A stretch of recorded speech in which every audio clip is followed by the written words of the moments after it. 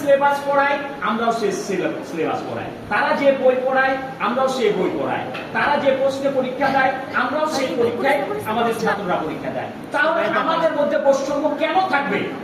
এর জন্য আমাদের একটাই স্লোগান, বৈষম্য মুক্ত বাংলাদেশে আমাদের মাধ্যমিক শিক্ষা ব্যবস্থা জাতীয়করণ চাই।